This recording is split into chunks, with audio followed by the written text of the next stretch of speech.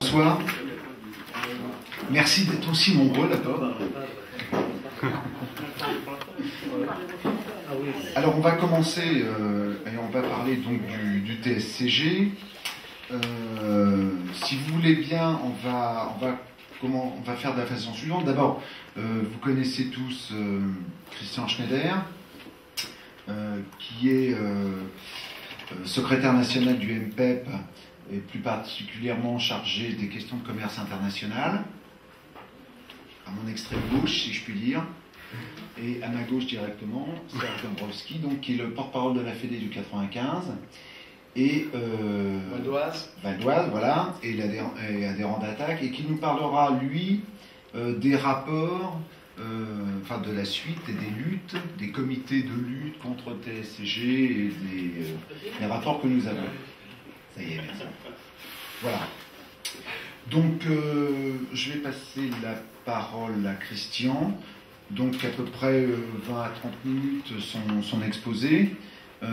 Ensuite, si vous voulez bien, on enchaînera directement sur la lutte contre le TSCG, et ça c'est Serge qui nous en parlera. Et ensuite, questions. Voilà. Donc, vous pourrez poser les questions indifféremment à l'un ou à l'autre. On y va ? Oui, avant de commencer, peut-être vous avez remarqué qu'il y a 3 intervenants et il n'y en a que 2 qui sont à la tribune.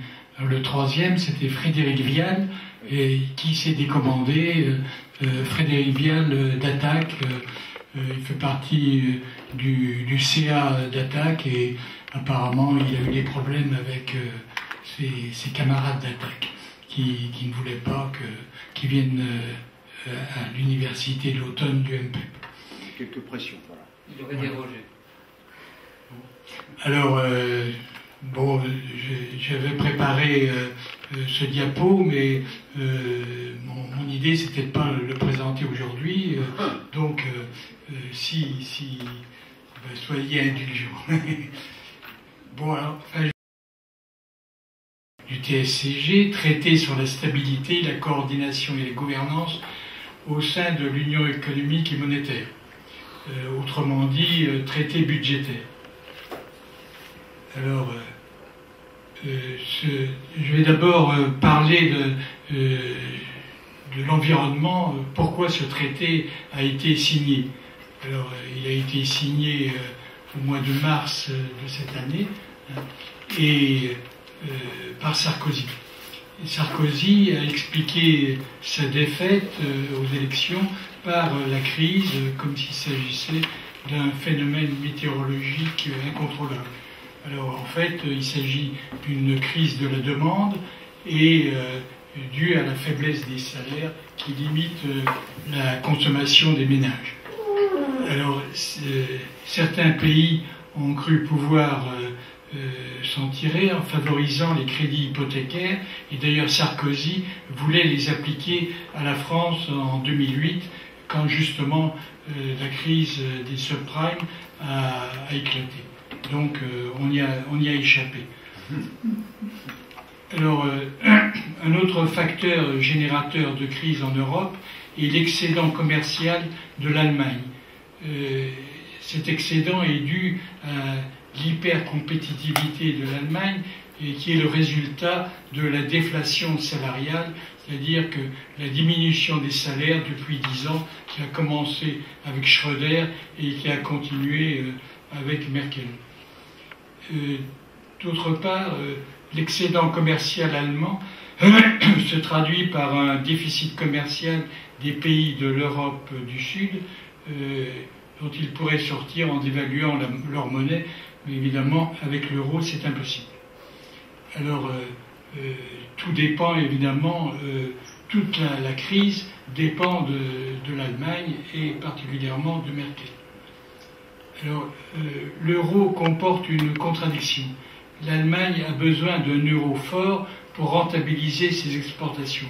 Par contre, les autres pays de la zone euro ont besoin d'un euro faible pour pouvoir exporter. Alors, l'oligarchie européenne veut sortir de cette contradiction en obligeant les pays les plus compétitifs à financer les déficits des autres. Et c'est le MES, Mécanisme européen de stabilité. Et on va voir que le TSCG est étroitement lié au MES. Et parallèlement, l'oligarchie entend imposer à tous les États la règle d'or génératrice de revenus faibles pour la majorité de la population, c'est-à-dire le TSCG. Alors, ce TSCG, le pacte budgétaire, il met sous tutelle les parlements nationaux pour le vote de leur budget. Alors, Magali, qui a bien voulu, qui prendra la parole tout à l'heure, va nous expliquer qu'il y a une autre règle, il faut deux autres règles, le six-pack et le two-pack. Mais enfin, pour l'instant, je vais me contenter de parler du pacte budgétaire, et ce pacte oblige les États à ce que leur déficit budgétaire soit dans la limite prévue par Maastricht, qui est de 3% de leur PIB. Et le nouveau traité introduit une nouvelle règle, ce n'est plus 3%, c'est 0,5% du PIB, quelle que soit la conjoncture économique et les besoins de financement des États. Alors, un non-respect de cette règle d'or, c'est ça qu'on appelle la règle d'or, déclenchera un mécanisme correctif automatique à la suite duquel la Commission européenne définira, je cite, la nature, l'ampleur et le calendrier des mesures correctives à mettre en œuvre. Alors, donc, on verra tout à l'heure que cet objectif est inatteignable. Alors pourquoi est-ce que cet objectif a été mis en place? Alors les véritables objectifs sont la pression générale sur les salaires, l'emploi et la protection sociale. Deuxièmement, l'appropriation privée généralisée des moyens de production, d'échange et de communication. Et enfin, la captation par les oligarchies des instruments de la politique macroéconomique, en particulier la politique fiscale, monétaire et budgétaire. Alors, qu'est-ce qu'on appelle le déficit? C'est le total des déficits des administrations publiques, et pas seulement le déficit de l'État. Donc, ce déficit, ce sont donc les administrations publiques, ce sont l'État, les collectivités territoriales, communes, départements, régions, l'assurance chômage et surtout les organismes de sécurité sociale. Retraite, assurance, maladie, allocation familiale, accident du travail. Il est de 1700 milliards, dont actuellement, dont 1400 correspondent au cumul des intérêts depuis 1973. Pour ceux qui ne sauraient pas, en 1973, Pompidou et Giscard ont décidé que désormais l'État français n'aurait plus le droit d'emprunter directement à la Banque de France, et cette règle a été étendue à tous les pays européens par le traité de Maastricht. C'est une invention française. Oui, on est géniaux. Alors, j'ai dit tout à l'heure que le déficit de 0,5%, ce déficit, on l'appelle déficit structurel. Alors, personne ne sait exactement ce que ça veut dire, mais ce qui est sûr, c'est que la Commission européenne le sait, et les citoyens n'auront pas besoin de s'en occuper, elle fera les calculs. Alors, rappelons quand même qu'un certain déficit de l'État est utile. Il permet des ajustements de trésorerie, car l'arrivée des recettes ne coïncide pas nécessairement avec le temps des dépenses. Et d'autre part, les investissements d'intérêt général de long terme, comme la mutation écologique du mode de production, la transformation des systèmes de production et de distribution d'énergie, la construction de centaines de millions de logements, ont besoin de déficit, ont besoin d'emprunt, donc c'est pas scandaleux qu'il y ait du déficit. Alors, j'entre dans tous les articles, mais les plus importants du TSCG, c'est notamment l'article 5.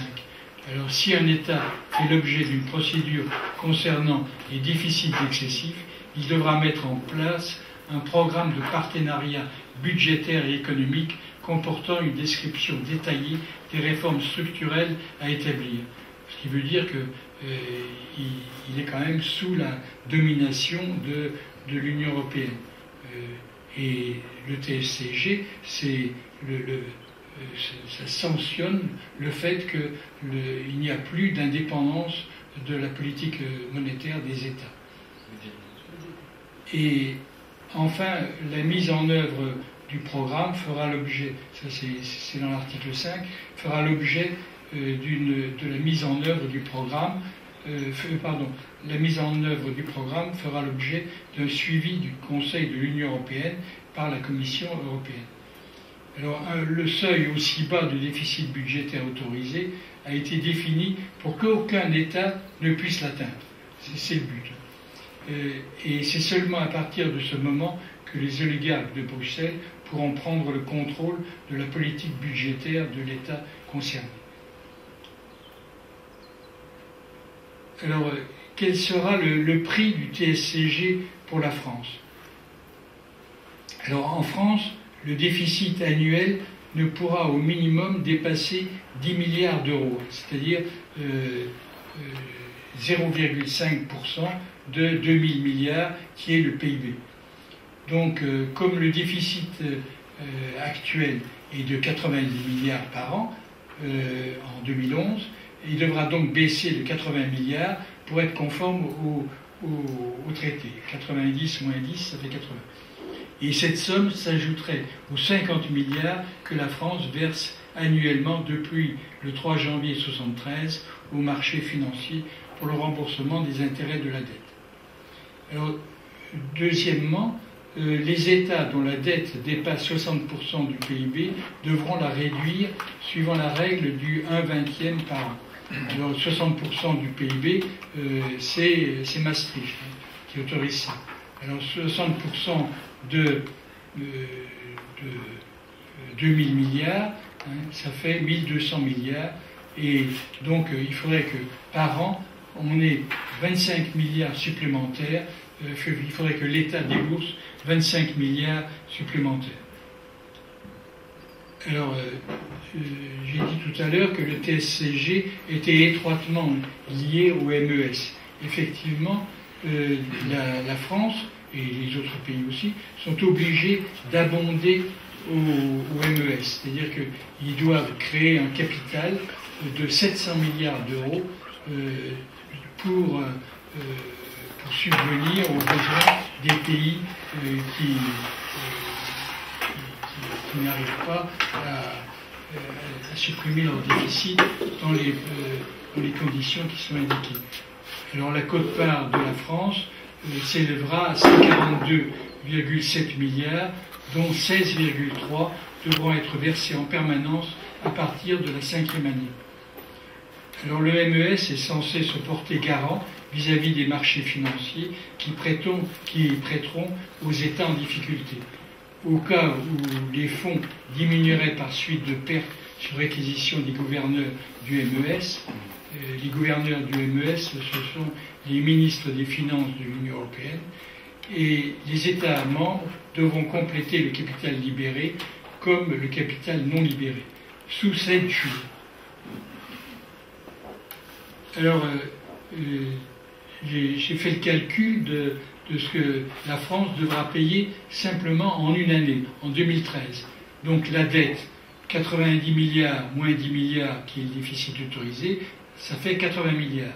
La règle du 1/20 pour ramener le déficit à 60% du PIB, 30 milliards.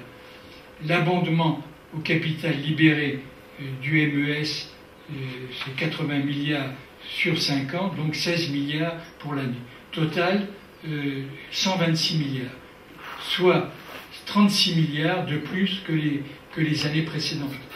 Donc, je ne sais pas si vous vous rappelez, Jospin, Hollande a décidé que pour cette année, il y aurait plus de 30 milliards de nouveaux impôts.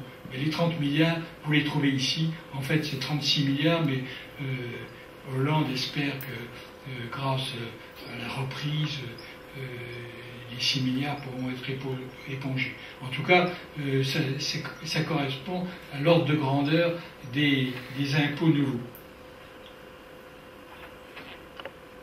Alors, au cas où la règle d'or ne serait pas respectée par un pays, le TSCG prévoit des sanctions financières de 0,1% du PIB, ce qui ferait donc 2 milliards pour la France. Alors, elles seront décidées par la Cour de justice de l'Union européenne et évidemment, le Parlement national ne sera pas consulté.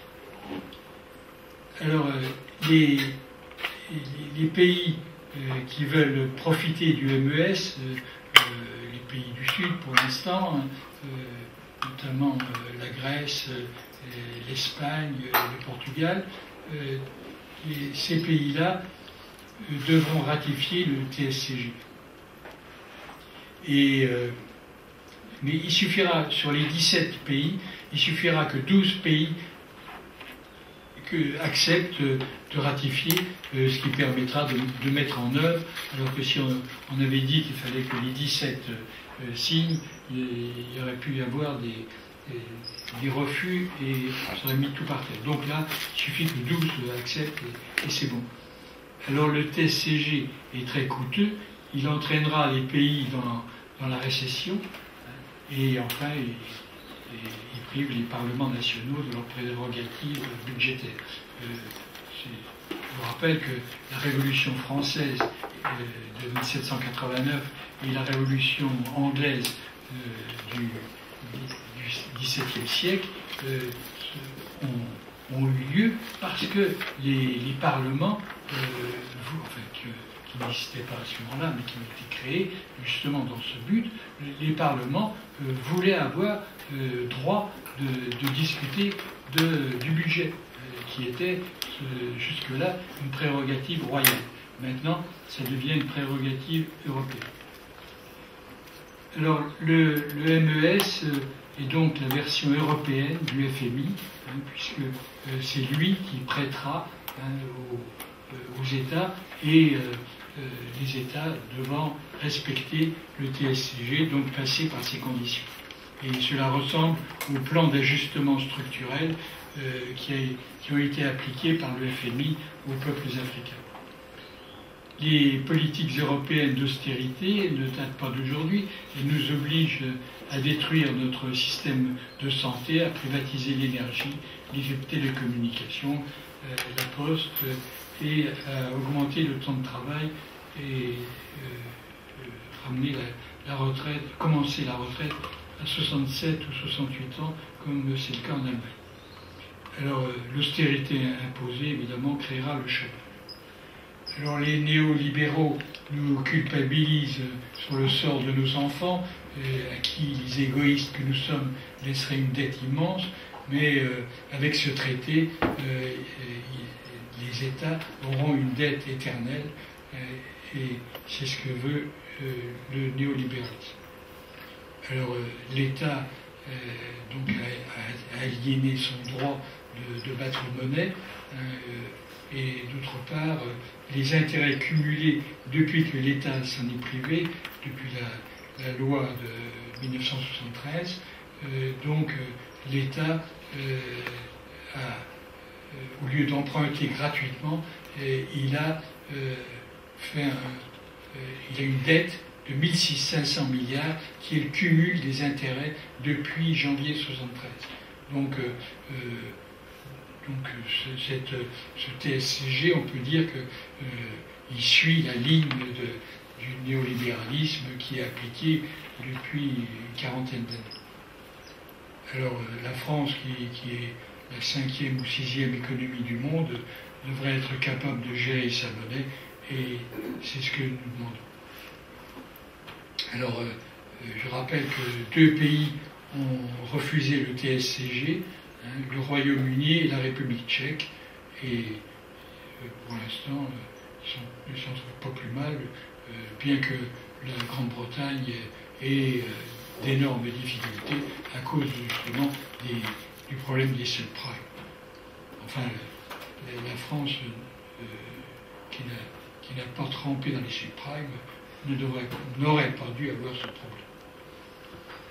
Alors, en conclusion, obligeons nos gouvernants à sortir du TSCG qui a été voté par un gouvernement socialiste avec l'appui de la droite et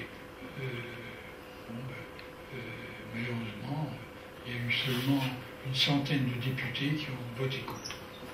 Mais enfin, maintenant nous devons mener une campagne pour refuser ce TSCG et demander son abrogation. Et nous devons retrouver notre souveraineté monétaire. Bon, je passe la parole à Serge.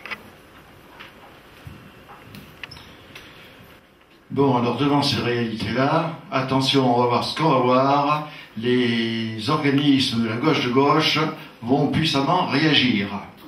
Donc, ont été mis en place le CAC national, le comité d'audit citoyen, les citoyens vont se rebeller, sur la dette.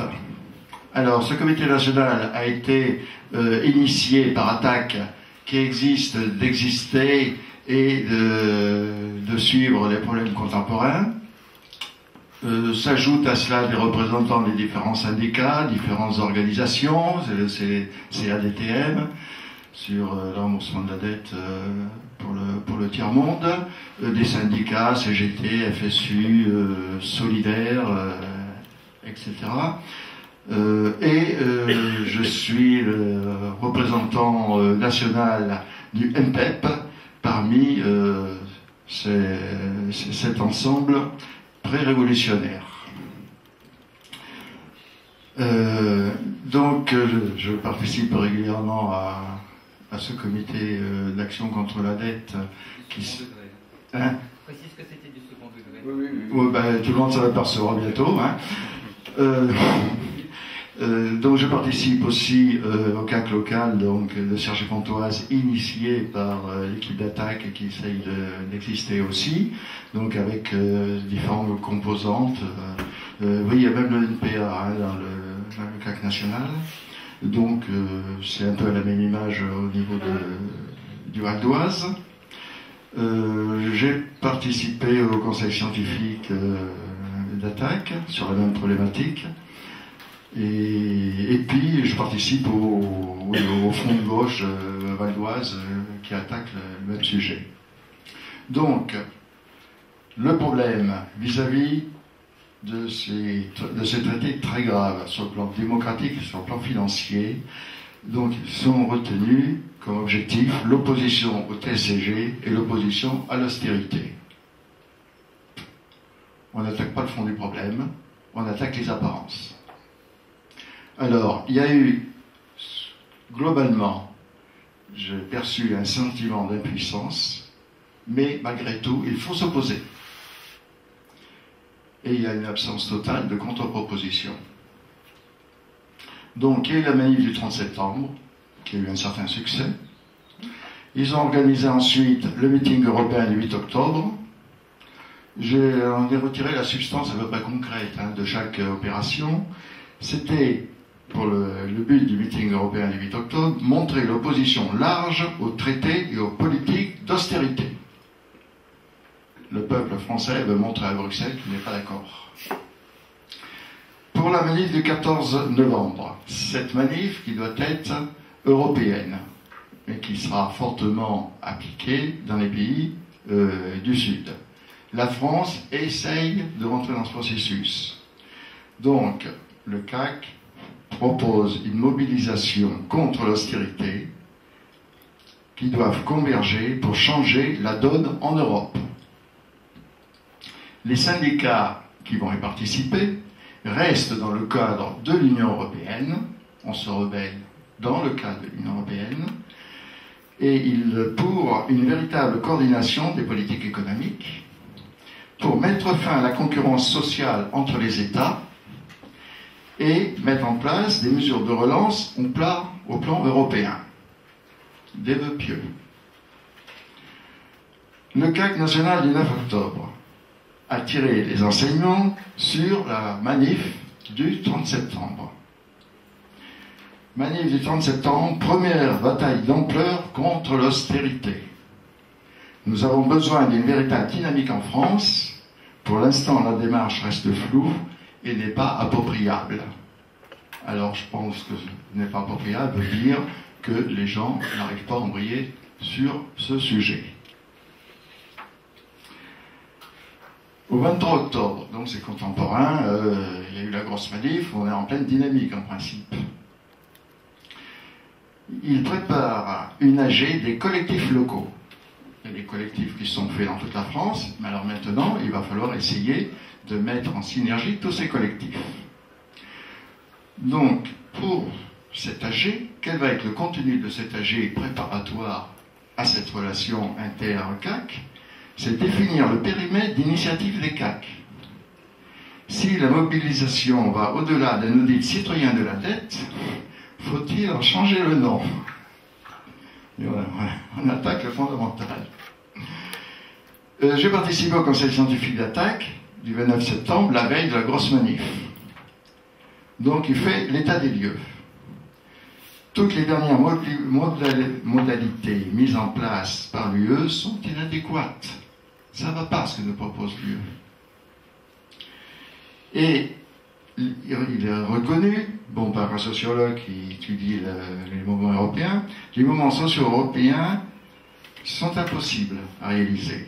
Pas de stratégie commune, à cause des contraintes géopolitiques. Pas d'élargissement avec le reste de la population. Donc, on ne peut rien espérer des peuples. Et les bourgeoisies sont divisées. Les bourgeoisies vont être impactées, et pourtant, on ne peut rien faire grâce à elles.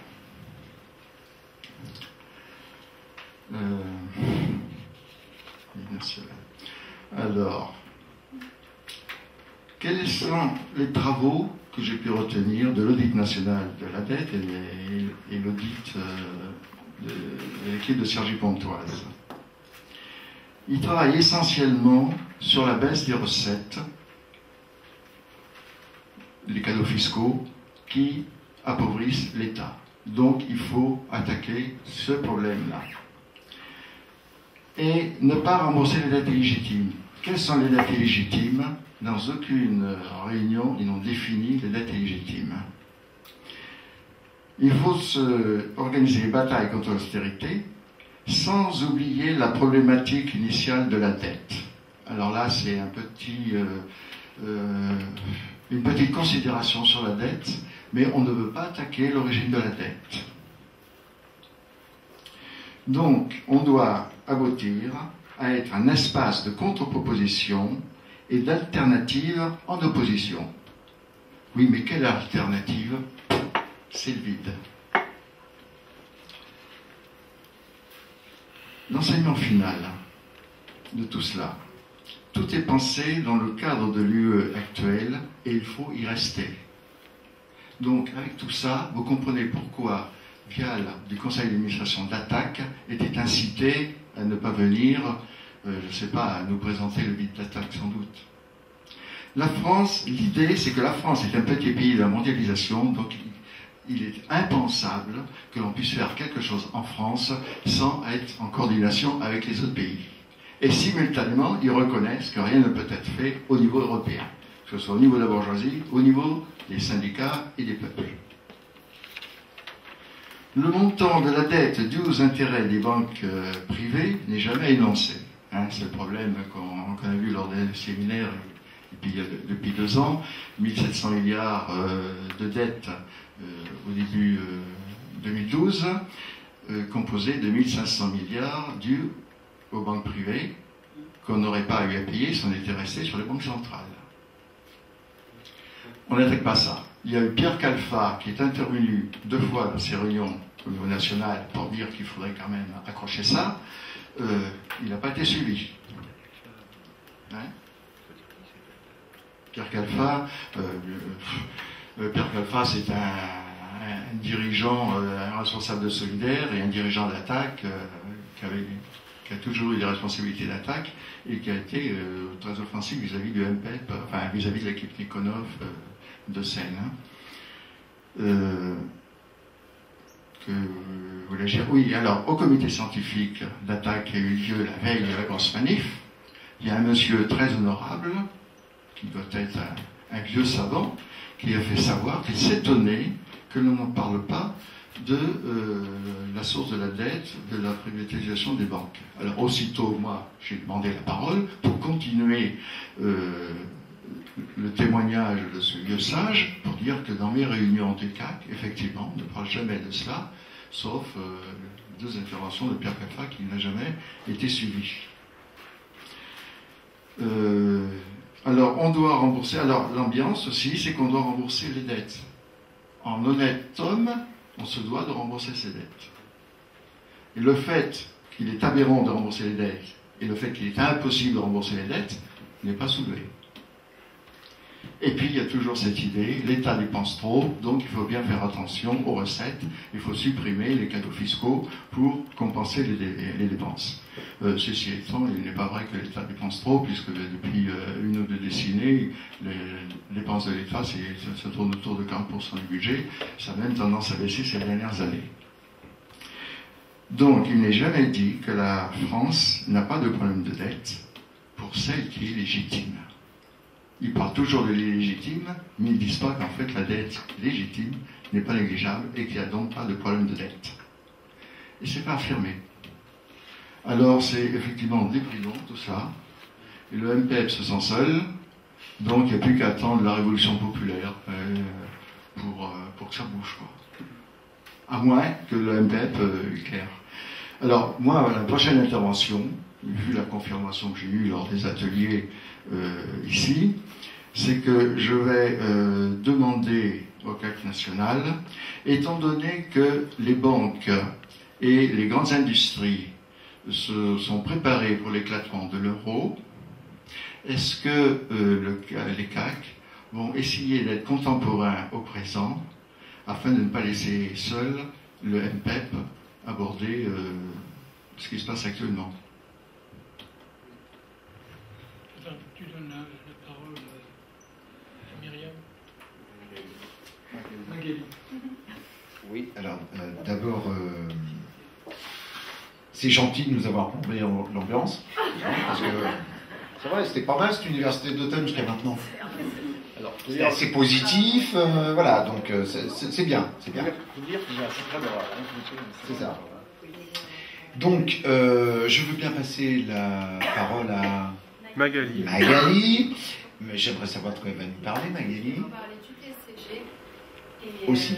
Et Empire. Voilà, remettre en contexte dans la réforme de la gouvernance économique européenne. Elle va encore te casser le moral. Hein. Voilà, là je vais continuer. Mais c'est vendu avec le flingue. D'accord. Et bien, vas-y.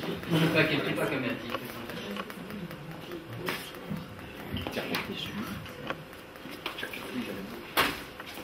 Alors oui, donc je vais continuer dans le volet pessimiste. Et je suis assez surprise, mais à chaque fois que j'entends des conférences de mouvements de gauche sur le TSCG, de constater qu'il me semble que vous découvrez la non-indépendance budgétaire et monétaire de la France. Comme si le pacte budgétaire, d'un coup, avait mis en lumière le gros problème de l'Union européenne aujourd'hui et le gros problème de souveraineté nationale. Je suis assez... je sais, enfin, moi, c'est toujours ce qui ressort. Alors, le pacte budgétaire nous enlève toute souveraineté, il a changé énormément de choses, on n'aurait jamais dû l'accepter, etc. Alors, je vais me faire un petit peu l'avocat du diable, parce que j'aime bien être provocatrice, et je vais essayer de vous montrer les éléments positifs du TSCG.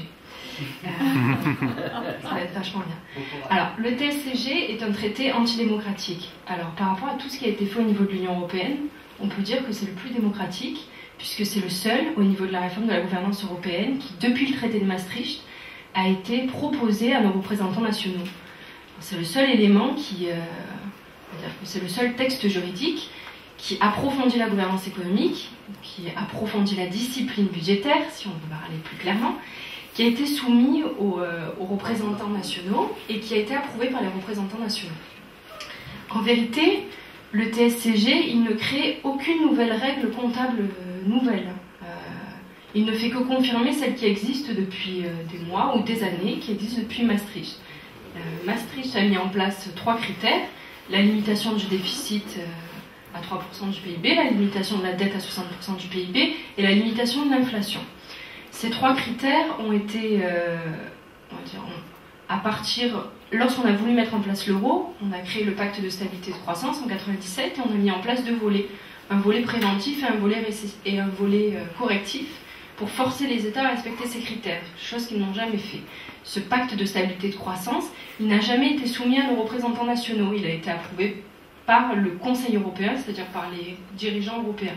À l'époque, en France, si vous vous souvenez bien, c'était Jacques Chirac et Lionel Jospin qui allaient ensemble tous les deux main dans la main au Conseil européen et qui ont approuvé ce pacte budgétaire. Et à l'époque, si vous surfez un petit peu sur Internet, vous allez trouver une jolie vidéo de Dominique Strauss-Kahn qui explique que, évidemment, ce texte est pas super, mais ils ont réussi à le compléter. Je ne sais pas si ça vous rappelle quelque chose, c'est assez récent, hein, voilà, toujours pareil. Alors, pour continuer sur la voie de la réforme non démocratique, il faut savoir que donc, ce pacte de stabilité et de croissance, qui est composé par 2 règlements européens, a été réformé en décembre dernier par le Six-Pack. Alors le Six-Pack, qu'est-ce que c'est? C'est 6 nouveaux textes européens, 5 règlements et 1 directive. Ce Six-Pack, il a renforcé le côté sanction du pacte de stabilité et de croissance et il a créé un nouveau cadre de surveillance puisque maintenant la Commission européenne et les institutions européennes en général ne vérifient pas seulement la bonne tenue des comptes budgétaires des États, mais également la bonne tenue macroéconomique de l'économie en général des États. Tout ce qui compose leur gouvernance économique. Voilà, exactement. C'est ça. Tous leurs indicateurs économiques. Donc de ce point de vue-là, le Six-Pack a créé ce qu'on appelle la limitation du déficit structurel. Alors, ce n'est pas une limitation qui va être applicable dès l'année prochaine, puisqu'en vérité, c'est un objectif à moyen terme sur lequel se sont engagés les États. Et c'est ce que je disais hier pendant la conférence de André Jacques-Holbeck sur la dette, c'est que l'État français s'est engagé sur le retour à l'équilibre budgétaire d'ici 2016, c'est-à-dire un retour à l'équilibre strict de notre équilibre structurel. L'équilibre structurel, effectivement, c'est pas très clair. Les États, ils savent pas trop à quoi s'en tenir. Actuellement, on a encore des questions des députés français sur qu'est-ce que c'est exactement le déficit structurel. En gros, on peut l'expliquer comme le déficit qu'on peut prévoir, toutes les dépenses qui sont prévisibles.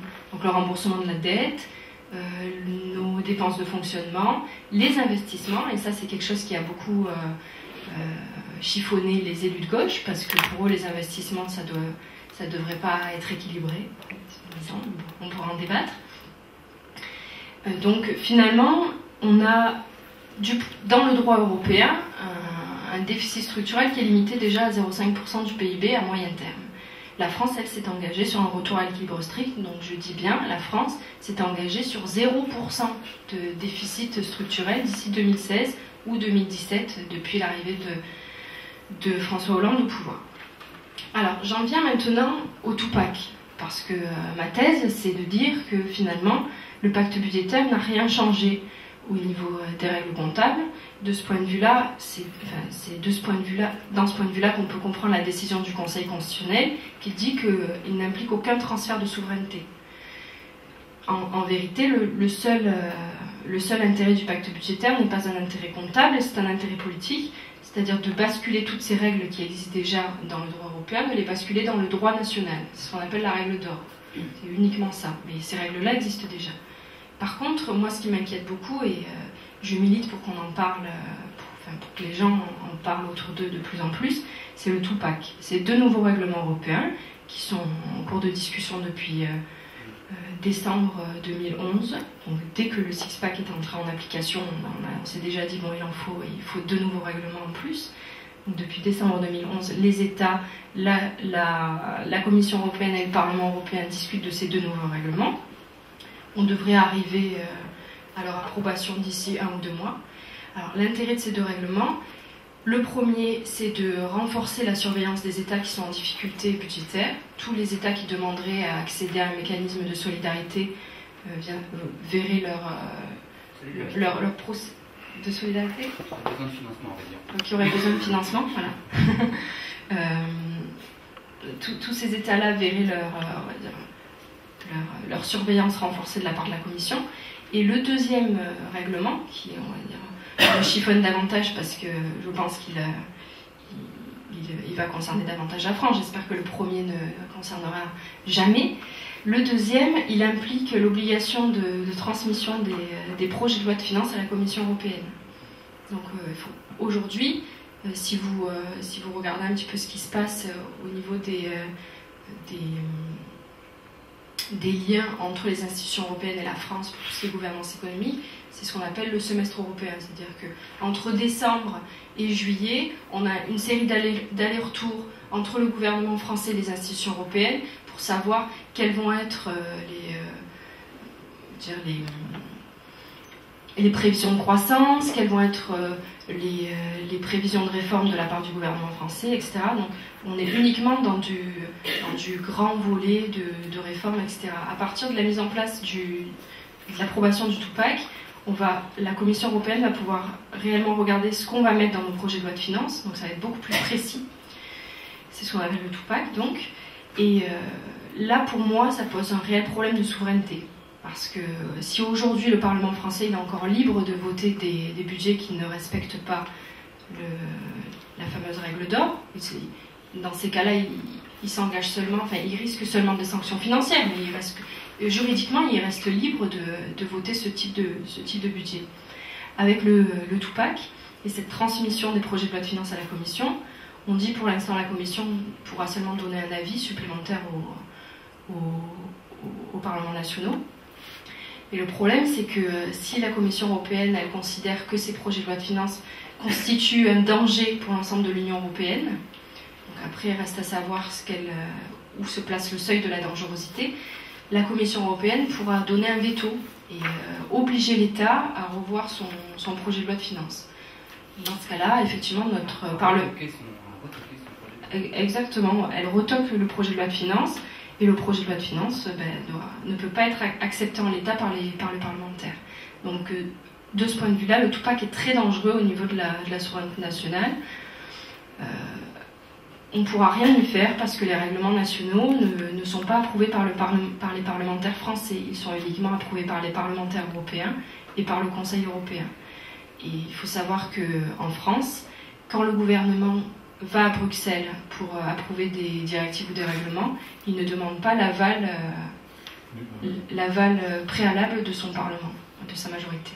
Voilà, et aujourd'hui vous êtes informés sur ce qui se passe au niveau du Two-Pack, mais sachez qu'il y a une majorité de parlementaires français qui ne savent même pas ce que c'est que le Two-Pack, qui ne connaissent même pas cette réalité.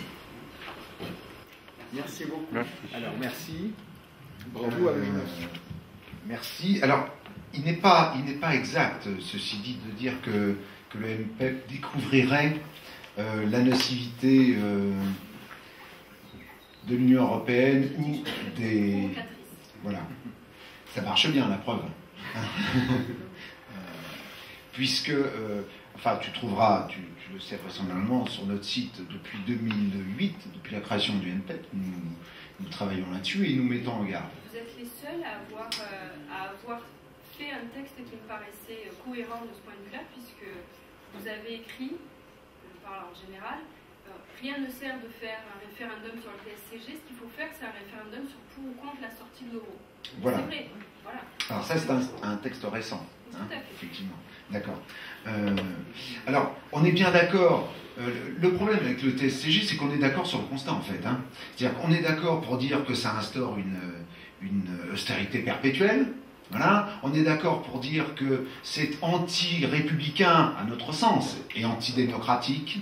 Ça, on est d'accord.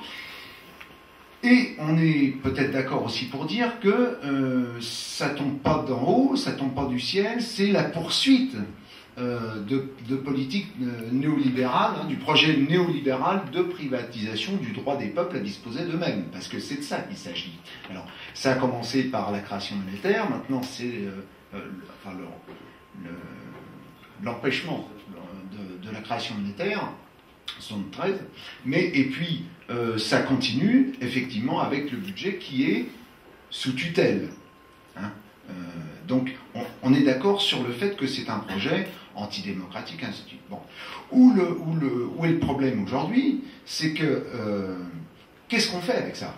C'est-à-dire que, un, c'est voté, deux, on a des comités qui, je ne veux pas dire des comités théodules, hein, mais on a des comités qui réfléchissent à c'est quoi la partie de la dette qu'il faudra annuler, ou c'est quoi la partie de la dette qu'il ne faudrait pas annuler, qu'est-ce qui est recevable, qu'est-ce qui n'est pas recevable.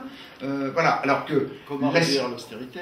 Comment réduire l'austérité, alors que les situations exigent autre chose, une autre réflexion, d'un autre niveau. Vous voyez, on est loin là du compte, en fait. Donc, la question qui se pose aujourd'hui, au-delà du constat sur lequel on est pratiquement tous d'accord, hein, que ce soit avec nos camarades d'ATTAC, du PEI, voilà. Qu'est-ce qu'on fait? C'est-à-dire, aujourd'hui, comment on poursuit la mobilisation? Est-ce qu'on laisse tomber? Moi aussi, j'aime bien être provocateur. Est-ce qu'on laisse tomber? C'est fait, c'est voté, c'est voté. On n'y peut rien. C'est ce qui s'est passé avec la retraite. Hein. Vous avez vu qu'il y a eu un arrêt instantané à partir du moment où le projet a été accepté, voté. Il y a eu un arrêt immédiat de la lutte pour les retraites. Hein. Donc, vous voyez, ça pose quand même, ça doit nous poser à nous des questions. Quand je dis à nous, c'est à toute la gauche de la gauche. On ne parle peut-être sur le Parti socialiste, mais à la gauche de la gauche, ça doit nous poser des questions. Donc, est-ce qu'aujourd'hui, on laisse tomber de nouveau? C'est une possibilité. Ou est-ce qu'on essaye de traduire ces CAC, ces comités d'audit, parce que l'audit aujourd'hui n'a aucun sens. Hein. On est bien d'accord peut-être aussi là-dessus. Aujourd'hui, le problème n'est plus là. C'est amuser le peuple. Hein, le problème n'est plus là. Donc, qu'est-ce qu'on fait? Voilà, moi, il me semble que c'est une question. Alors, maintenant, je vais vous passer la parole. Vous allez me dire, on va faire ça bien. Qui veut prendre la parole? Donc, il peut y avoir deux types hein, de questions, de paroles. C'est une sur un aspect, on va dire, plus technique du TSCG ou du two-pack ou du six-pack, comme disait un chanteur américain, ou alors sur le comment on mobilise et comment on essaye de mobiliser et comment on essaye de faire annuler ce TSCG.